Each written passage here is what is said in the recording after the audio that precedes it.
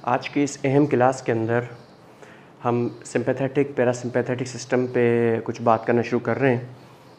Autonomic nervous system, जो कि आप सब दोस्त जानते भी हैं, हमारे व्यूवर्स भी जानते हैं, समझते हैं कि हमारा ख़ुदकार असाबी निज़ाम है, जो कि जिस्म के अंदर मुख्तलिफ़ किस्म के अफ़आल को उसने एक सेट की सूरत में तमाम मुख्तलिफ़ ऑर्गन्स के दरमियान एक राब्ता रख करके किसको कम करना है, किसको तेज़ करना है, किससे क्या काम लेना है, इसको एक तसलसल के साथ सर अंजाम देता है। ये ऑटोनोमिक नर्वस सिस्टम है। इसमें आम तौर पे हम लोग जब बात कर रहे होते हैं तो सिंपैथेटिक और पैरासिम्पैथेटिक सिस्टम पे बात करते हैं कि ये क्या चीज़ होती हैं। आइए इसको भी कुछ वज़ाहत से समझने की कोशिश करते हैं। बेसिकली ऑटोनोमिक नर्वस सिस्टम हमारे ख़बर रसां आसाब एक हमारा निज़ाम है जो कि इत्तला देता है हमारे सेंट्रल नर्वस सिस्टम को, और इसके अलावा हमारे जो आँखों से, हमारे कानों से, हमारी सोच से, हमारी कोई मेमोरी से, हमारी किसी चीज़ के अंदर हमारा लिम्बिक सिस्टम भी ऑन होता है। और वो लिम्बिक सिस्टम आप लोगों ने, जैसे हमने देखा भी था गुज़िश्ता क्लासेस के अंदर, अमेगडाला, हिप्पोकैम्पस और हाइपोथैलेमस, ये न्यूक्लियस आपस में मिल करके और एक इफ़ेक्ट पैदा करते थे कि कौन सा मूड, कौन सी सिचुएशन, कौन सी हालत अब जिस्म के ऊपर तारी करनी है। गम का मामला है तो कैसा होना है, खुशी का मामला है तो कैसा होना है, अगर कोई और ऐसी हालत आ जाती है, लाफिंग सिचुएशन है तो उस वक़्त क्या रद्द-ए-अमल हमारे बॉडी का किस तरह से आना है। तो ये हमारी मेमोरी से एनालाइज करके लिम्बिक सिस्टम हमारे ऊपर वो चीज़ें तारी करता है। बेसिकली जो हिप्पोकैम्पस और अमेगडाला है बिलख़सूस, ये हमारे इमोशनल रिस्पॉन्स हैं कि इस वक्त इस तरह की चीज़ें तारी करनी है। ऑटोनोमिक नर्वस सिस्टम के अंदर तीन तरह के सिस्टम काम करते हैं। एक तो मशहूर हैं सिंपैथेटिक और पैरासिम्पैथेटिक, एक और है जिसे कम अच्छे बेहतरीन इल्म रखने वाले लोग जानते हैं, एंटेरिक सिस्टम। सही है। एंटेरिक जो नर्वस सिस्टम है, ये इस पे तीनों पे हम अलग-अलग बात करेंगे तीनों क्लासेस के अंदर। एंटेरिक सिस्टम जो बेसिकली है हमारे लिए, वो हमारे मैदे और आंतों के अंदर जो एक तसलसल से ग़िज़ा को हज़म करने का एक निज़ाम चल रहा होता है, और उससे जो वाबस्ता असबी निज़ाम और उज़लाती निज़ाम और ग़ुद्वी निज़ाम मिल कर के जो काम करते हैं, वो बेसिकली एंटेरिक सिस्टम के तहत काम कर रहे होते हैं। लेकिन पैरासिम्पैथेटिक और सिंपैथेटिक सिस्टम अमूमन हमारे ऊपर ज़रूरत के तहत हमारे ऊपर हमारे जिस्म पे तारी होता रहता है, हमारे सोच के मुताबिक, हमारे हालात के मुताबिक। मसलन अगर कोई ख़तरनाक सिचुएशन है, किसी के पीछे कोई खौफनाक जानवर पड़ गया, डाकू पड़ गया, या कोई और ऐसी ख़तरनाक सूरत-ए-हाल आ जाती है, तो क्या होता है, तो उस वक़्त हमारा सिंपैथेटिक नर्वस सिस्टम ऑन हो जाता है, जो कि हमें फ़ाइट एंड फ्लाइट मोड में ले आता है। यानी कि हम उस सिचुएशन में अब लड़ेंगे कैसे, भागेंगे कैसे, उसके अंदर किस तरह से अपना डिफेंस हम कर सकते हैं, या अटैक हमने करना है, क्या करना है। जैसी जिसकी तरबियत, ट्रेनिंग, माहौल जैसा होता है, उस हिसाब से एक कमांडो होता है, तो वो एक्शन में आकर के अटैक पोजीशन में भी आ सकता है। एक फ़ाइटर होता है वो, और एक नॉर्मल आदमी होता है, उसको नहीं मालूम कि मुझे क्या करना है, तो वो क्या करता है, उस सिचुएशन से निकल भागने की कोशिश करता है। उसके लिए पूरे जिस्म को तैयार करना कि किस हिस्से में अब हमें ज़्यादा खून चाहिए और कौन कौन से सिस्टम को बंद कर देना है, किस सिस्टम को ज़्यादा मुतहरक कर देना है। तो इस तरह के तमाम सिस्टम को सिंपैथेटिक नर्वस सिस्टम से, उसमें हम इंशाल्लाह नेक्स्ट सेशन के अंदर बात करेंगे, तो वहाँ हम बात करेंगे। और पैरासिम्पैथेटिक नर्वस सिस्टम क्या होता है, हमें रेस्ट एंड ब्रीड पोजीशन और फीड पोजीशन इसके अंदर लेकर के आता है। इसके अंदर क्या होता है, जिस्म जो सिंपैथेटिक सिस्टम में अगर हो किसी वक्त, और जब उसको नॉर्मल होना हो, तो उसको नॉर्मल होने के लिए पैरासिम्पैथेटिक सिस्टम का ऑन होना ज़रूरी है। ये उस सिंपैथेटिक सिस्टम को ऑफ करता है और जिस्म को रेस्ट पोजीशन में, नॉर्मलाइज पोजीशन की तरफ लेकर के जा रहा होता है, और उसके लिए ये सिचुएशन आ जाती है। इसके अलावा पैरासिम्पैथेटिक सिस्टम, जैसे कि हमने मर्दाना तौलीदी निज़ाम में भी देखा था कि जो सेक्सुअल डिज़ायर्स के लिए भी अगर वो सिचुएशन के लिहाज से हो, तो भी पैरासिम्पैथेटिक सिस्टम क्या करता है, ये यहाँ से आगाज़ होता है। ठीक है ना। एरेक्शन और इजैकुलेशन और ये सारी चीज़ें हमने पढ़ी थी। जिन्होंने साथियों ने व्यूअर्स नहीं देखा, वो हमारी वीडियो में साबका क्लासेस की हैं, उसमें देख सकते हैं। उसके बाद हमारे जो ग़िज़ा के हज़म होने का मामला है, वो भी रेस्ट पोजीशन में होता है। बहुत से लोगों को आदत होती है रात का खाना खा करके चहलकदमी करने चले जाते हैं। भाई, रात का खाना खा करके या दिन का खाना हो, आपने रेस्ट पोजीशन में आना है। ग़िज़ा जुज़्व बदन होने के लिए ज़रूरी है आपका रेस्ट में होना। रेस्ट पोजीशन में होंगे, पैरासिम्पैथेटिक सिस्टम आपका ऑन होगा, तो वो आपके जिस्म के निज़ाम हज़म को चलाएगा। जैसा कि अभी हम यहाँ पर हम देखेंगे, यहाँ स्केचिंग भी हमने कुछ बॉडी पार्ट्स की इंटरनल की हुई है, और यहाँ पर हमने दिमाग और मिड ब्रेन, पॉन्स मेडुला, इसको भी हमने नक्शे में दिखाया है और फिर इसमें से निकलती हुई मुख्तलिफ नर्व्स को दिखाया है। इस पर हम बात करेंगे पैरासिम्पैथेटिक नर्वस सिस्टम के तहत। पैरासिम्पैथेटिक और सिम्पैथेटिक सिस्टम आम तौर पे एक दूसरे के अपोजिट हैं। अगर कोई एक सिस्टम किसी सिस्टम को तेज़ कर रहा है तो दूसरा उसको स्लो कर रहा है, एक ऑन कर रहा है तो दूसरा ऑफ कर रहा है। ये बात हमने याद रखनी है।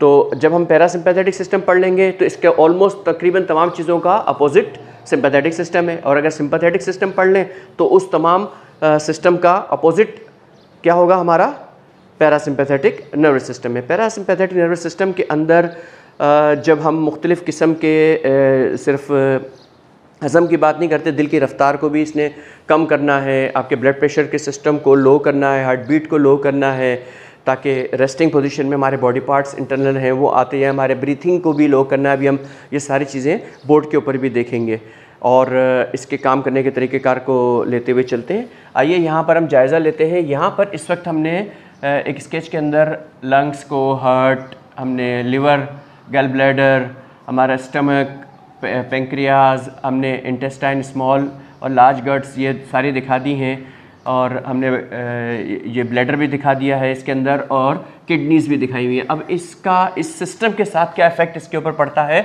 इसके ऊपर हम आते हैं।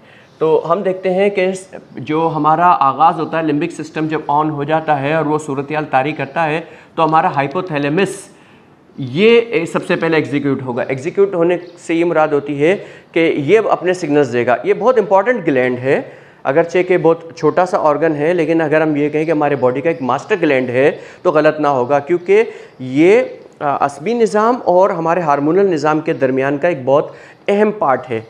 ठीक है, इसको हम ग्लैंड्स के अंदर भी जो हमने हुदूद जाज़बा वगैरह के तहत पढ़ा था तो वहाँ पर भी हमने इसका कुछ जिक्र किया है, कुछ साथी वहाँ देख सकते हैं। तो इसके अंदर दो सेक्शन मज़ीद बने हुए, मज़ीद इसके अलग अलग इसके अंदर न्यूक्लियस मौजूद है, ये अलग अलग काम करते हैं, लेकिन यहाँ पर हम पैरासिम्पैथेटिक और सिम्पैथेटिक सिस्टम के तहत बात कर रहे हैं। इसके जो आगे वाला हिस्सा है ये यहाँ पर जो है पैरासिम्पैथेटिक सिस्टम यहाँ पर अफेक्ट होगा और ये इस सिस्टम को ऑन करेगा। जब सिम्पैथेटिक नर्वस सिस्टम पे बात करेंगे तो हाइपोथैलेमस का ये वाला हिस्सा मुतहर्रिक होगा और ये एग्जीक्यूट करवाएगा बाकी जो नर्व्स निकलेंगी उनको और उसमें से एक पूरा, ये नहीं समझ लें, एक वायरिंग का एक सिस्टम है कि इस स्विच को, इस मेन स्विच को ऑन करेंगे तो इस एरिया की लाइट्स ऑन होनी है और इन जगहों की बंद रहनी है, और दूसरे स्विच को ऑन करेंगे तो वो इस सिस्टम को सारे को बंद कर देगा और इस एरिया को लाइट देगा। बाज़ लोगों के घरों में जैसे यूपीएस वगैरह होता है और इलेक्ट्रिक चली जाए तो पहले जब इलेक्ट्रिक होती है तो ज़्यादा रकबे को इलेक्ट्रिक दे रही होती है, ज़्यादा पार्ट इंस्ट्रूमेंट और डिवाइसेस उससे लगी हुई होती हैं, लेकिन जब वो यूपीएस के ऊपर चला जाए या जनरेटर पे चला जाए तो एक लिमिटेड चीज़ों को फिर हम हरकत में लाना चाहते हैं या उससे काम लेना चाहते हैं तो वो सर्किट से फिर लिमिटेड चीज़ों तक ही करंट जाए। तो इस तरह की आसान सी मिसालों से समझा जा सकता है। अब यहाँ पर हम देखते हैं कि इस दिमाग से हराम मगज़ की तरफ से जो नर्व्स बाहर निकलेंगी वो 4 हैं। यहाँ पर हमने निकाला है क्रॉनियल नर्व 3, क्रैनियल नर्व 7, क्रॉनियल नर्व जो है 9 और क्रैनियल नर्व 10। अब ये क्रॉनियल को पहले समझ लें क्या है। जो खोपड़ी में से जब नर्व निकलेंगी, जो उसके जो सेल है, सेल बॉडी है, वो खोपड़ी के अंदर है। आपको हमने बताया था ना कि एक्सॉन्स निकलते हैं नर्व सेल्स में से, तो उस सेल में से जो एक्सॉन्स निकलते हैं वो बहुत सारे एक्सॉन मिल करके एक नर्व फाइबर बनाते हुए आगे चल रहे होते हैं, और जिस तरह से शरियानों में खून दौड़ रहा होता है मुख्तलिफ पार्ट्स तो उस ल्यूमेन के अंदर चल रहे होते हैं, इस तरह से यहाँ पर भी निज़ाम काम कर रहा है। तो यहाँ से जो 4 ये क्रॉनियल नर्व्स निकली हैं, कौन कौन सी? 3, 7, 9 और 10। इनके नाम तो साथियों को याद होंगे, हमने यहाँ पर लिख के भी रखा है।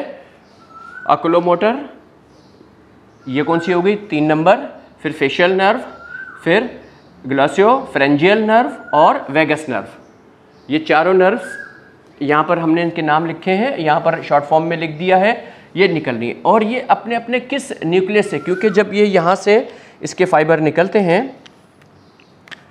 अब यहाँ से ये मुख्तलिफ ये फाइबर निकले, एग्जीक्यूट हुआ, और ये एग्जीक्यूट हो करके फिर क्या करेंगे,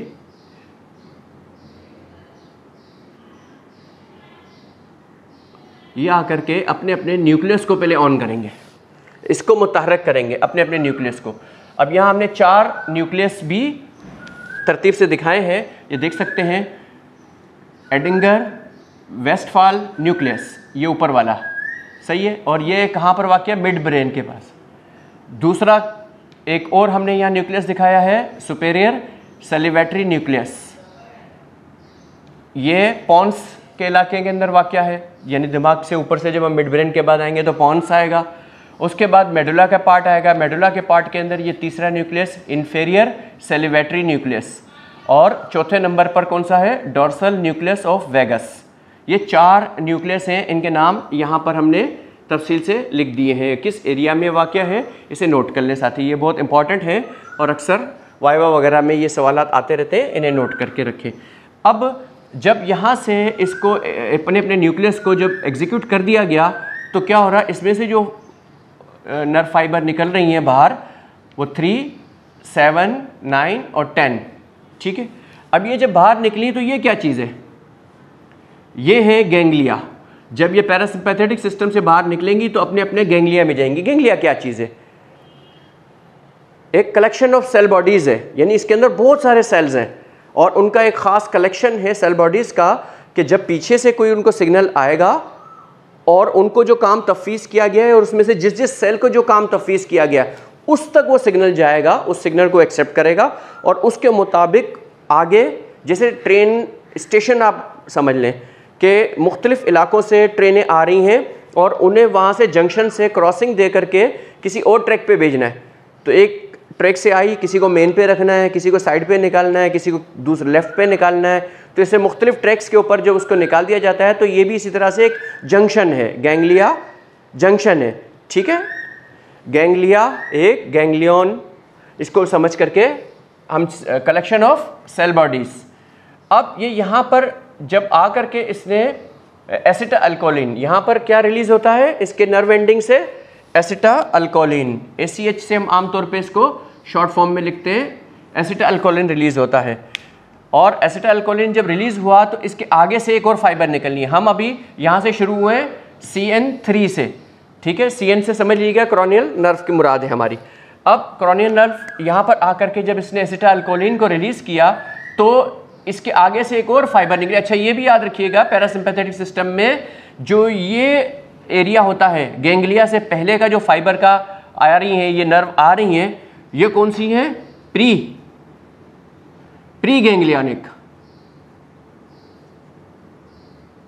गैंग्लियोनिक, और ये कौन सी होंगी, पोस्ट। ये गैंग्लिया से पहले, ये गैंग्लिया के बाद। तो जितनी भी गैंग्लिया से पहले होंगी उसमें लफ्ज़ प्री लगा देंगे और गैंग्लिया के बाद जो होगी वो हो जाएगी पोस्ट, क्योंकि यहाँ पर हर एक के रिसेप्टर मौजूद होते हैं। रिसेप्टर समझ रहे हैं ना, ऐसे रिसेप्टर मौजूद होंगे हर जगह पे। रिसेप्टर पे हम पूरी मुकम्मल क्लास करने वाले हैं, बहुत ही अहम क्लास है। अगर जो साथियों ने तहरीक तस्कीन को समझना है तो फिर वो हमारे साथ इस रिसेप्टर पर बिलखसूस तवज्जो दें। बहुत ही दिलचस्प चीज़ें इस पर हम इंशाल्लाह ताला बयान करेंगे दिलचस्प पैराए में। अब इसके साथ जा कर के इसकी प्रोडक्ट अटैच हो गई। कौन सी अटैच हुई, एसिटाल्कोलिन। अब एसिटाल्कोलिन जब इसके साथ अटैच हुई तो इसने एग्जीक्यूट होकर के सेल के अंदर बायोलॉजिकल चेंजेस पैदा करनी है। रिसेप्टर इस तरह से होते हैं जैसे ताले हैं, और उसकी की आकर के उसके साथ लगेगी और हर रिसेप्टर के साथ उसी की लगेगी तो वो एग्जीक्यूट होगा, वरना वो एग्जीक्यूट नहीं होगा। अच्छा यहाँ पर हम देखते हैं कि जो पहला कौन सा था, एडिगर वेस्टफॉल न्यूक्लियस, ठीक है। यहाँ से जब इसको एग्जीक्यूट कर दिया गया तो यहाँ से बाहर निकलने वाली क्रॉनियल नर्व हमने बताया कौन सी है, प्री गैंग्लियोनिक। ये जो गैंग्लिया से पहले की तरफ होगी वो प्री, और जो गैंग्लिया के बाद जो कहलाएगी वो पोस्ट।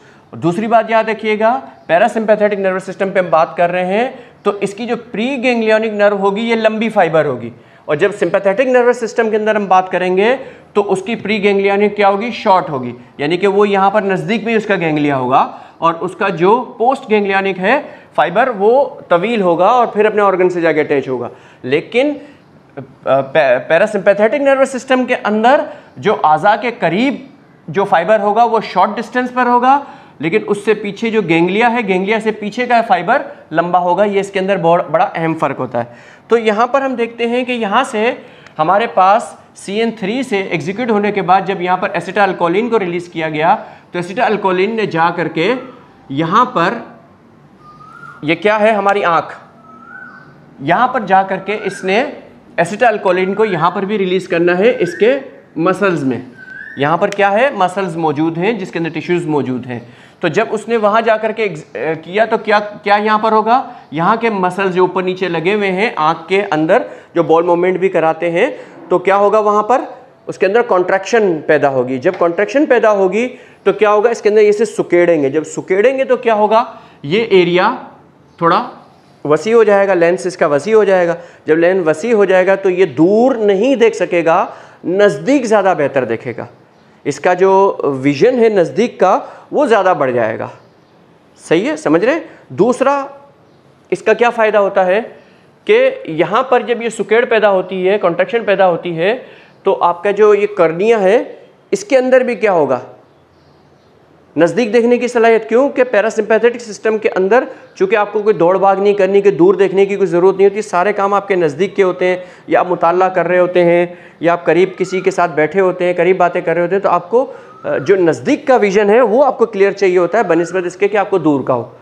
तो इस वजह से सबसे पहला काम यहाँ पर क्या हो रहा है पैरासिम्पैथेटिक सिस्टम का, कि वो आँख के अंदर जा कर के और उसने विजन को आपके क्लियर किया, नज़दीक देखने के लिए आपको बढ़ा दिया।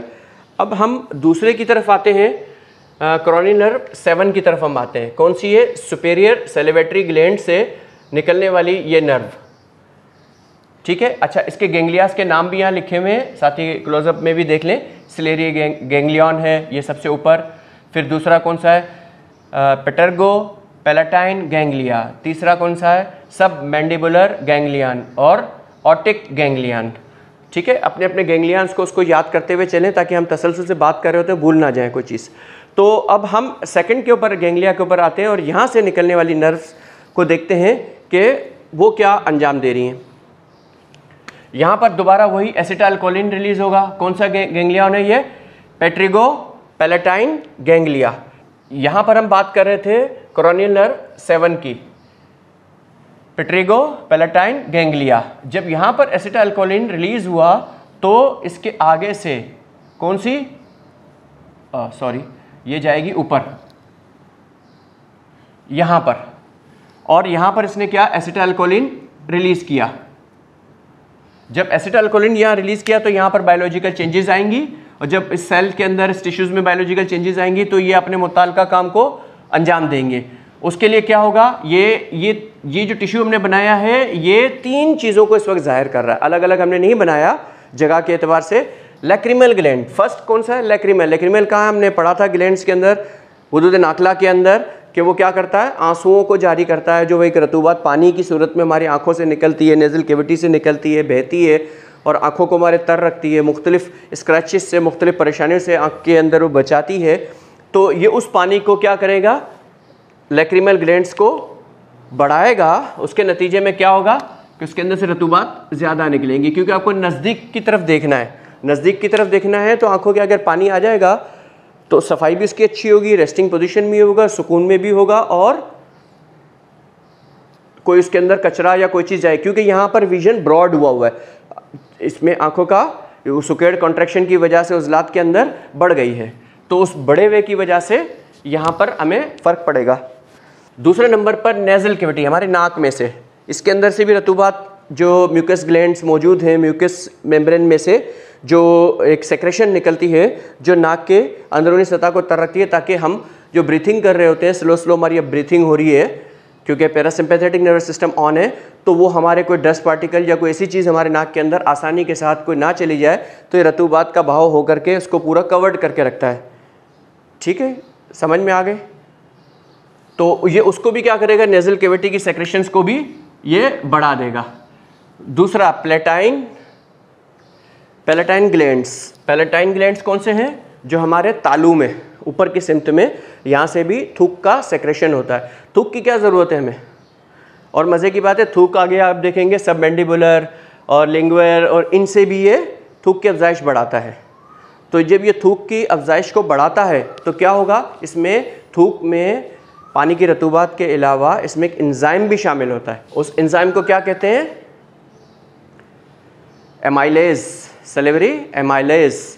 एमाइलेज क्या करता है, कार्बोहाइड्रेट्स को ब्रेक डाउन करने में तोड़ने में, तोड़ फोड़ करने में मदद देता है, ताकि हमारे डाइजेशन का, क्योंकि हमने पैरासिम्पैथेटिक सिस्टम में पढ़ा कि ये क्या कर रहा है, ये ग़िज़ा के हज़म करने को भी मदद दे रहा है। तो हज़म कब होगा? जब यहाँ पर थूक इसका अखराज होगा। पहले सेफ्टी सिक्योरिटी का फीचर ऑन हुए, विजन ऑन हुआ, नाक के अंदर निज़ाम ऑन हुआ, अब साथ साथ में तालू के सिस्टम को भी इसने ऑन किया। अंदर तालू में से भी जो सेक्रेशन होनी है, रतूबात उसके अंदर से खारिज होनी है, ताकि वो एमाइलाइज का इजाफा हो और हमारी सेक्रेशन बढ़ेगी। तो थूक बढ़ करके पेट में जब उतरेगी या निवाले के साथ जाएगी तो हमारे हज़म में मदद मिलेगी।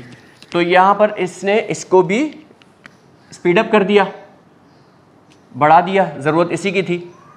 अच्छा, इसी क्रॉनियल नर्व 7 से ही सब मैंडिबुलर गैंग्लिया है। यहाँ पर 2 गैंग्लिया हैं, इसके जो फाइबर हैं ये आप देखें, ये यहाँ पर भी इसके साथ गैंग्लिया के साथ अटैच है, ये इसके साथ भी अटैच्ड है। तो यहाँ से फिर एक पोस्ट निकली फाइबर, कहाँ से निकली? सब मैंडिबुलर से, गैंग्लिया से। और अब इसने जा कर के कहाँ एक्ट करना है? सब मैंडिबुलर पे और सब लिंगुअल पे। जो हमारे थूक के ग्लैंड्स हैं, उन थूक के ग्लैंड से भी इसने उनको भी मुतहरक करना है। और अल्लाह ताला ने निज़ाम ऐसा रखा हुआ, मुतबादिल निज़ाम भी रखे हैं। कभी कोई एक सिस्टम काम ना कर पाए, किसी वजह से अफेक्टेड हो, तो उसके साथ आसपास में से दूसरे निज़ाम से भी कुछ मदद मिल सके और वो काम हो सके। लेकिन हम पूरे निज़ामों का सत्यानाश कर डालते हैं, फिर हम डॉक्टर हकीम ढूंढते हैं। तो यहाँ पर क्या होगा? यहाँ पर भी थूक की अफजाइश को बढ़ाया जाएगा, और वही एमाइलेज, ताकि वो उसका इजाफा हो सके। हर एक की प्रोडक्शन अलग अलग जगह से हो रही है, सब गुदूद नाकला हैं। ये गुदूद नाकला के निज़ाम को मुतहर्रक कर रहा है, तेज़ कर रहा है। यहाँ पर अभी तक जो हम पढ़ रहे हैं, गुदूद नाकला वाली चीज़ों को इसने अभी तक तेज़ किया है, ताकि वो, और ज़ाहिर बात है हज़म के लिए हमें इन सेक्रेशंस की ज़रूरत है, तो वो सेक्रेशंस यहाँ पर पैदा होनी शुरू हो गई हैं। इसके बाद हम आते हैं क्रॉनियल नर्व 9 के ऊपर। अच्छा, आप लोग भी बोलेंगे भाई थोड़ा थोड़ा सा है, इन नर्व्स के साथ और भी कुछ चीज़ें हैं, लेकिन हम यहाँ ज़रूरी बातें कर रहे हैं। असल हमारा जो सबसे बड़ा काम होता है वो वेगस पर आकर के होता है। वेगस हमारे तकरीबन 90% जो पैरासिम्पैथेटिक सिस्टम का काम है वो वेगस नर्व के ज़रिए से आज़ा की कंट्रोलिंग का होता है। अब यहाँ पर हमने सबमैंडिबुलर के बाद आते हैं ओटिक गैंग्लिया की तरफ। अब ये ओटिक गैंग्लिया, यहाँ से भी वही सिस्टम के एक पोस्ट फाइबर निकली इसके अंदर से, और ये नर्व ने एग्जीक्यूट होने के बाद कहाँ से? ये अपने तीसरे जगह इन्फेरियर सेलिवेटरी न्यूक्लियस से एग्जीक्यूट हुई। कौन सी यहाँ पर नर्व निकल करके आ रही है?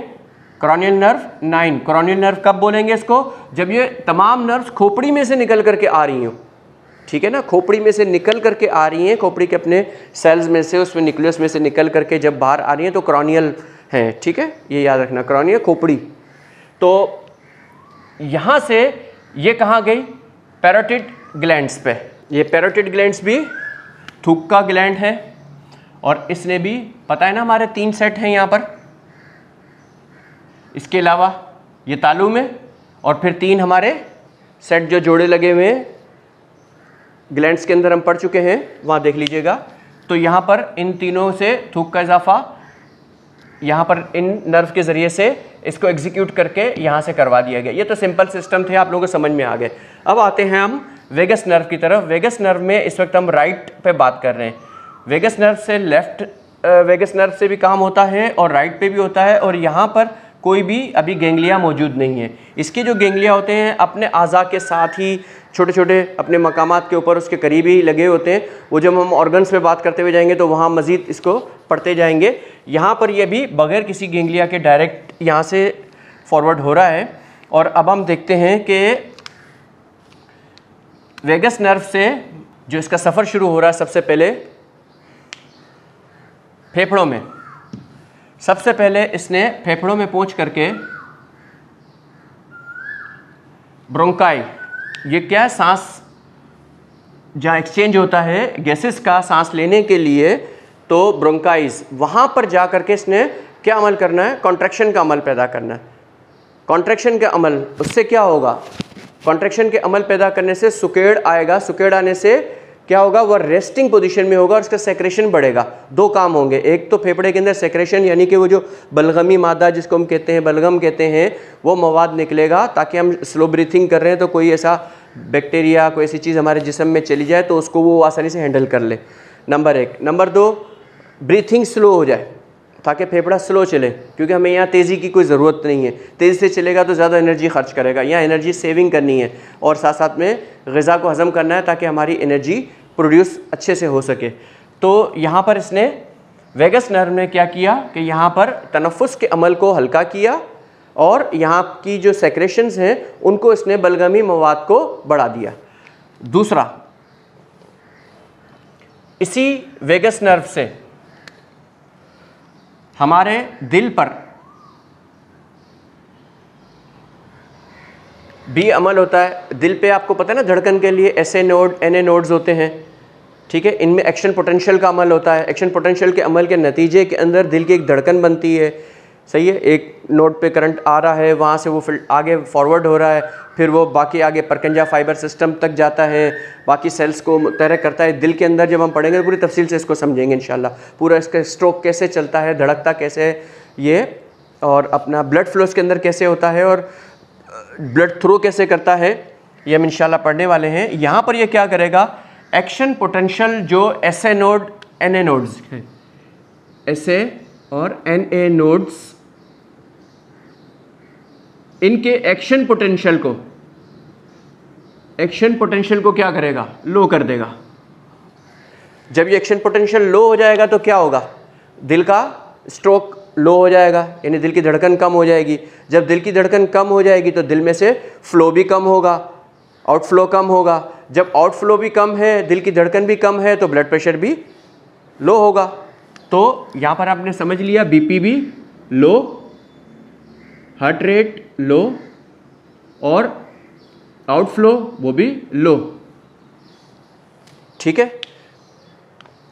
मज़ीद ये क्या करेगा, एक और ब्रांच इसी में से ही निकल रही है और इसने जा कर के ये जो हमारी खुराक की नाली है एसोफेगस, इसके साथ जा कर के यहाँ पर जब निवाला खाते हैं, कोई चीज़ चबा रहे होंगे, कोई चीज़ उसको निगलना भी तो है, तो एक बड़े तसलसल से एक आसाब उज़लात को मुतहरिक करते हुए, ताकि बॉलस बन करके निवाला जो हमने लिया है वो छोटे छोटे गोल उसके अंदर शेप ले करके आराम से ऊपर से एक एक करते हुए नीचे हमारे मैदे तक चले जा सकें। तो उस पूरे निज़ाम को एक तरतीब से सिग्नल्स के साथ नीचे ले आने के लिए इस सिस्टम को ऑन कर देता है, ताकि ये पूरा ऊपर से लेकर के नीचे तक निवाला आराम से मैदे के अंदर दाखिल हो सके, एसोफेगस के अंदर। उसको भी ये कर देता है, जो कि आम हालात के अंदर नहीं होता, क्योंकि अगर आप जब हम सिंपैथेटिक नर्वस सिस्टम में बात करेंगे तो वहाँ तो भूख ही बंद हो जाएगी, वहाँ तो और भी बहुत कुछ बंद हो जाएगा, तो उस वक्त तो इस पूरे निज़ाम की ज़रूरत नहीं, लिहाजा उस वक्त ये रेस्ट में चला जाएगा। लेकिन इस वक्त इसको एक्शन में आना है, ठीक है। तो हम अक्सर ये कहते हैं कि पैरासिम्पैथेटिक सिस्टम जो है एक्सक्रेटरी सिस्टम है बहुत ज़्यादा, यानी कि ये मुख्तलिफ़ चीज़ों को बहुत ज़्यादा मुतहरिक करता है सिवाय दिल के। दिल को ये स्लो करता है, बाकी तमाम चीज़ों को जिन ऑर्गन के साथ ये लगता है उनको एक्शन में ला करके उससे अपने अपने काम ये ले लेता है। अच्छा, हमने यहाँ पर देख लिया कि इसने एसोफेगस को भी किया, साथ ही साथ एसोफेगस के इसने और काम भी करना है। इसने क्या करना है, मैदे के अंदर की जो लाइनिंग्स हैं, इसको रेड कलर से भी देख लेते हैं। यहाँ पर जो लाइनिंग है, यहाँ पर भी मसल्स होते हैं, मुख्तलिफ़ आसाब के साथ मसल्स अटैच होते हैं, जो इसके मैदे के अंदर एक मखसूस मूवमेंट को कराते हैं। इस तरह ये गट्स के अंदर भी, आंतों के अंदर भी होते हैं। तो ये क्या करेगा, इसकी मोटालिटी को बढ़ाएगा। यही वेगस नर्व के पैरासिम्पैथेटिक नर्व सिस्टम में क्या होगा, हज़म के लिए ज़रूरी है कि मैदे की मोटालिटी को भी बढ़ाया जाए। तो मोटालिटी यानी उसकी हरकत को एक तसलसल के साथ उसको बढ़ा देगा, और साथ साथ क्या करेगा, पैराइटल सेल्स यहाँ मौजूद होते हैं मैदे के अंदर। इन पैराइटल सेल्स से गैस्ट्रिक जूसेस का अखराज भी सेक्रेशंस जो है ना वो होना शुरू हो जाएगा। उसके नतीजे में क्या होगा, ग़िज़ा हज़म होने में उसको मदद मिलेगी, ठीक है ना। तो ये दोनों तीनों काम यहाँ पर वेगस नर्व के ज़रिए से बैक वक्त यहाँ पर अंजाम पाए जा रहे हैं और ये हो रहा है। इसके साथ साथ इसी वेगस नर्व ने क्या काम करना है, इसने छोटी और बड़ी दोनों आंतों के निज़ाम को भी मुतहरिक करना है, ताकि इसको भी हम निशानदेही कर डालते हैं यहाँ से। ये आंतों के सिस्टम के साथ इंटरनली मुख्तलिफ जगह ये अटैच हो गए, और ये अटैच होने के बाद इनकी बहुत अहम दो चीज़ें काम करते हैं। बड़ी और छोटी आंत के अंदर तो मोटालिटी यानी उनके अंदर भी जो उज़लाती हरकत हैं, जो एक मुसलसल तसलसल के साथ ग़िज़ा को तोड़फोड़ भी रही हैं, दबा रही हैं और उसको आगे की तरफ धकेल रही हैं, ठीक है। उस एक्शन को ये बढ़ा देते हैं। ताकि आगे स्पेस जगह बनती रहे, ताकि पीछे जो ग़िज़ा हज़म होकर के आ रही है उसको आगे स्पेस मिले आगे मूव करने के लिए। दूसरा ये क्या काम करती हैं, स्मॉल इंटेस्टाइन के अंदर और मज़ीद 2 काम बढ़ा देती हैं। एक काम, इसके अंदर जो सेक्रेशंस होनी है उन सेक्रेशंस को बढ़ा देती हैं। इनके अंदर मुख्तलिफ जूसेस और मुख्तलिफ चीज़ों ने आकर के मिलते रहना है। इसके अंदर भी जो गुद्दुद नाकला मौजूद है वो भी सेक्रेशंस अपने खारिज करने लग जाते हैं, जिससे क्या होता है वो ग़िज़ा तो टूटने फूटने में, हज़म होने के मराइल से गुजरने में आसानी होती है, एक बात। दूसरी, इंजज़ाब का अमल, कि उसमें से जो कारामद प्रोडक्ट्स हैं उनको जज़ब किया जाए ताकि वो जिगर को फ़राम कर दी जाए, ताकि वो जिगर को जब मिलेंगी तो जिगर बाकी उसको आगे प्रोसेस करेगा। तो उस अमल को भी ये पैरासिम्पैथेटिक सिस्टम, आप देखें कि कितने ज़बरदस्त निज़ाम ये चल रहा है। हमारे यहाँ एक ही किस्म की फक्की बना ली जाती है, बहुत से लोग बना लेते हैं, बेच रहे होते हैं बड़े मज़े से कि बस जी फक्की खा लो चलेगा। भाई कौन से निज़ाम में ख़राबी आई, कहाँ आई, किस ऑर्गन में आई, उसको बिलखासा भी इलाज की ज़रूरत होती है। बस समझना है ही नहीं, बस लोगों ने भी मांगना ऐसे ही है कि दे दो बस जो मिलता है। और बाज़ लोग तो मुफ्त भी बांट रहे होते हैं, बड़े अजीब अजीब किस्म के लोग हैं। बहरहाल लेने वालों को एहतियात करनी चाहिए कि कितना पेचीदा निज़ाम है। अब आप देखें कि इस आंतों के निज़ाम में भी इसने कितने तरीके से काम किया, और साथ साथ में इसने वेगस ने, इसकी एक ब्रांच ने मज़ीद क्या किया कि इसके बीटा सेल्स कहाँ पर होते हैं, पेंक्रियास के अंदर, क्योंकि इंसुलिन की भी तो ज़रूरत है ना। यहाँ कैसे हज़म का अमल होगा, जब इंटेस्टाइन में इंसुलिन नहीं आएगा तो ये हज़म का अमल मुकम्मल नहीं हो पाएगा। तो लिहाजा बेटा सेल्स को भी ये पैरासिम्पैथेटिक सिस्टम जा करके और एक्टिवेट करता है, जिसके नतीजे में क्या होता है, वो ज़्यादा इंसुलिन प्रोड्यूस करना शुरू कर देते हैं। जब वो ज़्यादा इंसुलिन प्रोड्यूस करना शुरू कर देंगे तो क्या होगा, ग़िज़ा हज़म करने में मुआवनत मिलेगी। ठीक है, यहाँ पर हमने तकरीबन अहम चीज़ों का यहाँ जायज़ा लेते गए। अब इसी वेगस ने, इसकी एक ब्रांच ने गुर्दों में भी अमल करना है। और अब देखें, गुर्दों में जब सुकेड़ आएगी, गुर्दों में जा कर के भी इसने क्या करना है, सुकेड़ कॉन्ट्रैक्शन पैदा करनी है, ताकि उज़लात, ताकि फ़िल्ट्रेशन का अमल तेज़ हो जाए गुर्दों के अंदर। और गुदूद से जो फ़िल्ट्रेशन का अमल होगा तो क्या होगा, यूरिन फॉर्मेशन तेज़ हो जाएगी इसकी। जब ये यूरिन फॉर्मेशन तेज़ हो जाएगी तो पेशाब ज़्यादा बन रहा है, जब पेशाब ज़्यादा बनेगा तो उसी हिसाब से वो खारिज भी होगा। अब मसाने में भी ज़्यादा आएगा, तो मसाने में जब ज़्यादा आएगा तो इसके अंदर मौजूद मसाने में पहले से अगर पेशाब है तो उसको भी खारिज होना चाहिए, या जब जमा हो जाए तो उसको भी खारिज होना चाहिए। तो लिहाजा इसके अंदर भी सुकेड़ पैदा करेगी और पेशाब करने की इंसान को एक सोच पैदा करेगी कि वो जाके यूरिन पास कराए। ठीक है, और साथ साथ में उसके जो आगे स्प्लेंटर मसल्स हैं उनको, ये इनवॉलंटरी मसल्स होते हैं, इसको ये रिलैक्स करेगी। ये यूरिन के भी करेगी और एनस में मकत के मकाम पर भी जो इनवॉलंटरी मसल है उसको रिलैक्स करेगी। 2 किस्म के मसल्स हैं, एक वॉलंटरी, इनवॉलंटरी। इनवॉलंटरी जो हमारे इख्तियार में नहीं है, वॉलंटरी जो इरादी उज़लात हैं। इरादी उज़लात में हम बाज़ औक़ात यूरिन को या स्टूल पास करने को कुछ आर्जी वक्त के लिए सूटेबल प्लेस ना होना या टाइमिंग, तो उसमें हम रोक लेते हैं। लेकिन उससे पहले जो इनवॉलंटरी है, गैर इरादी उज़लात है, उसका रिलैक्स हो जाना भी ज़रूरी है। तो ये पैरासिम्पैथेटिक सिस्टम क्या करती है, क्योंकि ये ज़ाहिर है एक्सक्रेशन का सिस्टम भी होना है तो उसको भी ये रिलैक्स करती है। तो देखें कितना मुनज़्ज़म ज़बरदस्त निज़ाम चल रहा है, हर चीज़ को एक तालमेल के साथ ले करके चला जा रहा है, और उसी तालमेल के नतीजे में कितने ज़बरदस्त काम अंजाम पाते हैं। यहाँ पर राइट वेगस नर्व से तो हमने बात की, लेफ़्ट वेगस नर्व से भी, क्योंकि स्पेसिफाइड कुछ काम लेफ़्ट से होने, बाकी तकरीबन राइट से होने। और ये याद रखें कि जब यहाँ से जोड़े निकलते हैं तो दाएं बाएं के दोनों आज़ा में जाते हैं। ऐसा नहीं कि हमने इस फेफड़े पे या इस तरफ हमने किसी पे इसको इंडिकेट किया है तो इधर तक ये है, वो लाजमी बात है उसके जो सेकंड अगर उसके साथ है जोड़ा है तो उस पर भी उसका इफेक्ट होना है। अब ये लेफ़्ट वाले से जो नर्व निकलेंगी, ये नर्व क्या करेंगी, लिवर में पहुंच करके लिवर के अंदर ग्लाइकोजेनेसिस का अमल बढ़ा देंगी। समझते हैं ना, ये हम शुगर के अंदर जब जाएंगे तो इसको पूरी तफसील के साथ बड़े अच्छे से हम इसको वहाँ पढ़ने वाले हैं, क्योंकि हम निज़ाम हज़म को बढ़ाना है तो लिवर ने भी कुछ काम करना है। इसी के साथ साथ इसने पित्ते को भी, पित्ते के मसल्स में जा करके, उज़लात में जा करके, क्योंकि इन सब जगहों के ऊपर सॉफ्ट टिश्यूज़ हैं। सॉफ्ट टिश्यूज़ जहाँ होंगे उनके अंदर सुकड़ने फैलने की सलाहियत होती है। तो जब सॉफ्ट टिश्यू होंगे तो ही सिकुड़ेंगे फैलेंगे, हार्ड होंगे तो नहीं फैलेंगे ना सिकुड़ेंगे। तो सॉफ्ट टिश्यूज़ को जा करके जब पित्ते में भी गैल ब्लैडर के अंदर जा करके ये एग्जीक्यूट करेगी, उसको एक्टिवेट कर देगी वहाँ के एसिटाइलकोलिन को रिलीज़ करके, तो वहाँ पर क्या बायोलॉजिकल चेंजेस आएंगे, उसके अंदर सुकेड़ पैदा होगी, कॉन्ट्रैक्शन पैदा होगी। जब कॉन्ट्रैक्शन पैदा होगी तो उसके अंदर मौजूद सफरा प्रोड्यूस भी होगा, स्पेस भी बनेगा और बना हुआ खारिज भी होगा। ठीक है ना। तो खारिज होगा तो कहाँ जाएगा, कॉमन बाइल डक्ट के ज़रिए से इंटेस्टाइन हमारी आंतों में पहुँचेगा और गट्स में आ करके वहाँ ग़िज़ा के हज़म करने के मराइल में मुआवनत करेगा। लेकिन इसके साथ साथ खाली ये सफरा ही नहीं जाएगा यहाँ से, इसके साथ साथ ये इसकी बिलियरी ट्री जो है ये इसको भी मुतहर्रिक करता है। बिलियरी ट्री कौन सी है, पेंक्रियास से, पित्ते और लबलबे से जो पेंक्रियाटिक जूस है इसको सुकेड़, उसमें उसकी लाइनिंग के अंदर सुकेड़ पैदा करके और उसको बराह रास्त लेकर के आना ताकि वो ड्यूडेनम में पहुंच करके अपना बहाव करे, वहाँ पर वो रिलीज़ हो, वहाँ से उसने ग़िज़ा के अमल को आगे बढ़ाना है। इसलिए ड्यूडेनम में पहुँचने के लिए देखिए मुसलसल अमल हो रहा है। अगर यहाँ से रिलीज़ हो गया लेकिन अगर आगे नहीं जा रहा, आगे से उसके स्क्वीजिंग का अमल नहीं हुआ तो उसने भी आगे नहीं सरकना ना। फिर इसके साथ साथ अब पेंक्रियाटिक जूस यहाँ पर पैदा हो गया, इंसुलिन पैदा हो गई है। इंसुलिन क्या है,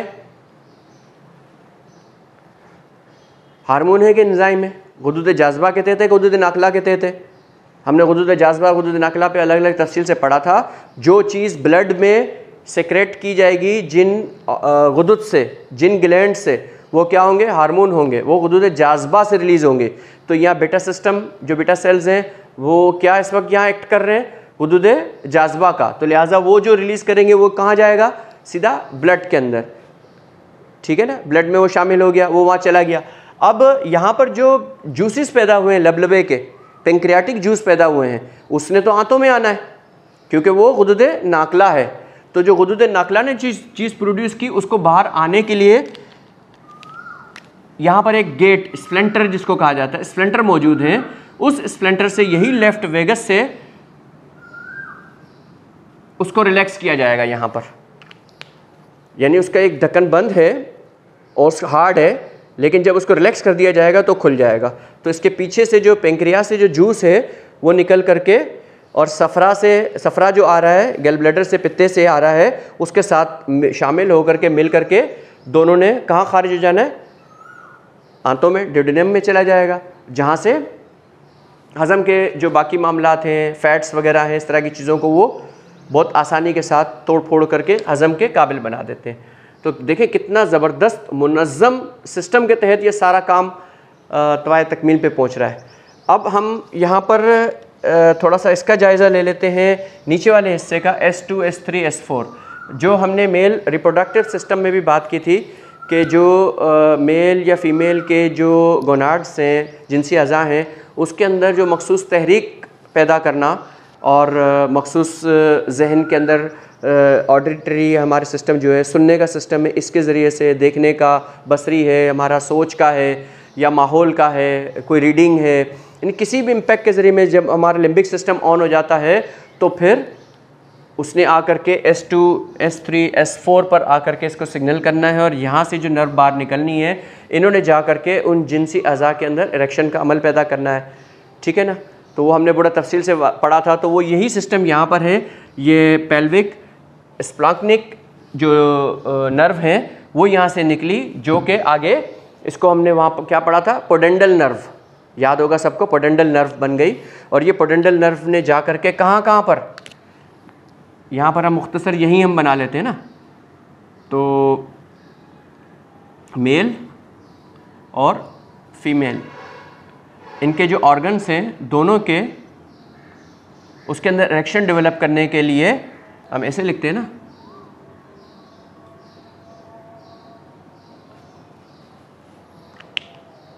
तो वहाँ पर भी एसिटाइलकोलिन को रिलीज़ करके, याद होगा कि जो डायलेशन का अमल होता था, किससे होता था डायलेशन का अमल, नाइट्रिक ऑक्साइड से।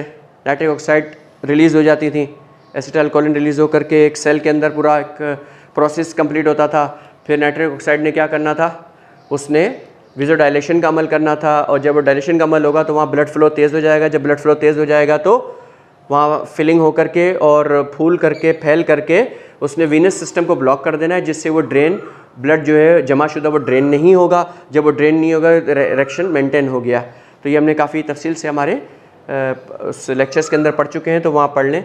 तो यहाँ पर से ये अमल हमारा हुआ और इसमें ये चीज़ भूल गए कि ये ऊपर से कनेक्शन आया था, लिहाजा यहाँ से भी ऊपर से आएगा और ये इनको तीनों जगह पे इसको एग्जीक्यूट करवाएगा, S2 से, S3 से और S4 से। तो काफ़ी तफसील के साथ हमने इस पे अहम उमूर पे बात की। इंशाल्लाह थोड़ा ब्रेक करते हैं, उसके बाद सिंपैथेटिक नर्वस सिस्टम के ऊपर बात करते हैं।